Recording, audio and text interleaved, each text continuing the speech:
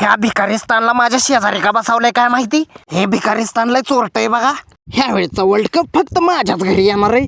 ह्या वर्ल्ड कपला आम्ही प्रत्येक टीमच्या विरोधात 400 स्कोर मारणार आहे आणि पाकिस्तान विरोधात फक्त 500 स्कोर मारणार आहे. मला नव्हतं वाटलं ही माकड तोंडाची परत येते आपल्याकडे म्हणून. मागच्याच वर्षी त्यांना 50 रनांनी हरवलेलं तरी सुद्धा आल्या तर भीक मागत इथं. खरंच चेष्टा करत नाही. माझ्या जर हातात असतं तर ह्यांना लाथा घालून बाहेर काढले. विराट तुम्ही असली भाषा करू नका. तुम्ही असली भाषा केल्यानंतर ना बाकीच्यांचं कसं व्हायचं तुम्हीच सांगा बरं.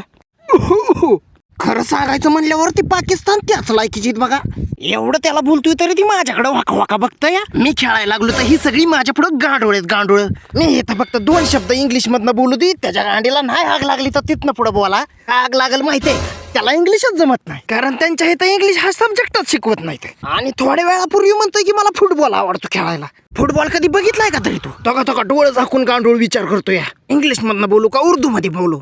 तू जर एवढ्याशा गोष्टींसाठी विचार केला तर तू प्रेशर काय हँडल करणार. माझं नाव ऐकूनच तुझी निम्मी फाटली होती मला माहितीये. अरे गांडोळा तुला काय बोलायचं असलं तर बोल. मुझे कुछ समझ में नहीं आया क्या बोलाऊ. माय परफॉर्मन्स इज गुड. आता गांडोळा तुला म्हणलं होतं ना मी त्याला बोलता येत नाही म्हणून इंग्लिश मधनं.